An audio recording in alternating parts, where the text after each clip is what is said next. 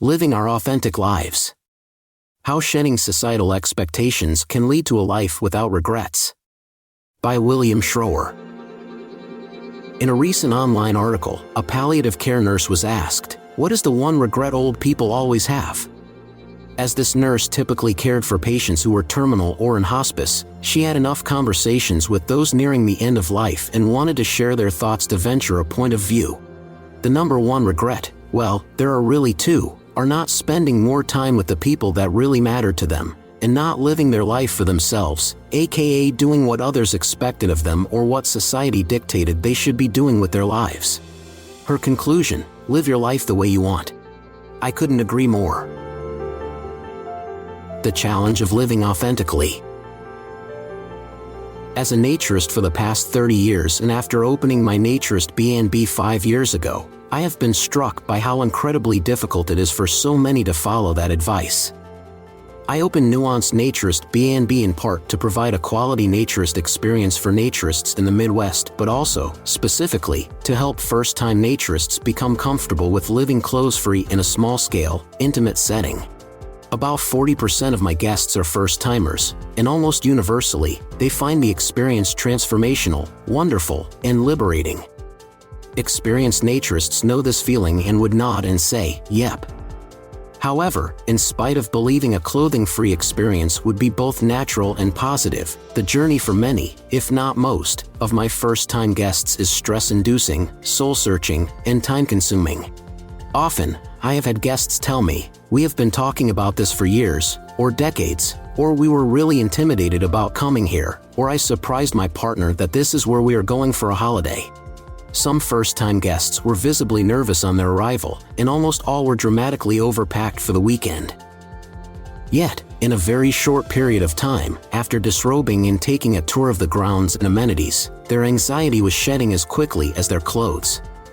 Guests become acclimated to living clothes-free in an amazingly short period of time. I began offering dinners on Saturday evenings as a way to help guests avoid having to put on clothes and go into town. On Sunday afternoon, when most guests are departing, it is not uncommon for them to say, "Do we have to put clothes on now?" Facing the hurdles to authenticity. With such an easy transformation for many from uneasiness to ecstasy, why is it such a tremendous hurdle for so many couples to visit a naturist venue in the first place? Even more on my mind is the thought of all those couples who have not yet been able to summon the intestinal fortitude to make that call and visit a nudist/naturist resort or go to a nude beach. When so many of my first-time guests are in their 50s and 60s, I'm thinking, you could have been doing this for years. What was holding you back? As I pointed out in my recent article, Why Aren't More Americans Nudists? We are so hung up on body shame and guilt as a society it takes a huge amount of determination and commitment to visit a naturist venue for the first time. Importantly, though, in addition to those cultural barriers Americans face, I am struck by the sense that too many people are not able to live your life the way you want. Too many of us see too many obstacles in the way of being our authentic selves. We seem to be waiting for someone to give us permission to experience life as we choose. Or worse, we assume permission is denied in advance, and the cause is hopeless. What would my children/friends/relatives/employer, etc. think if they knew? I don't know what they would think, but is the quality of your relationships that fragile?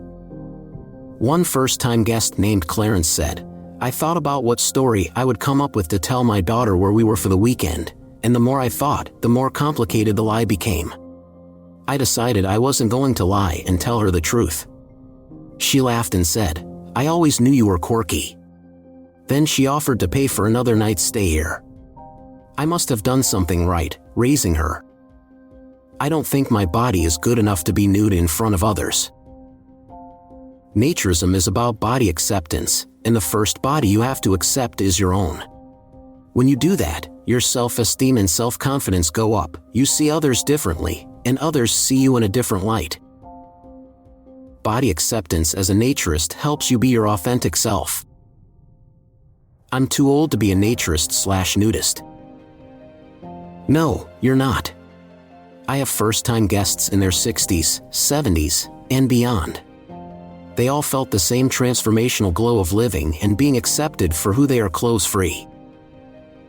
What if someone I know is there?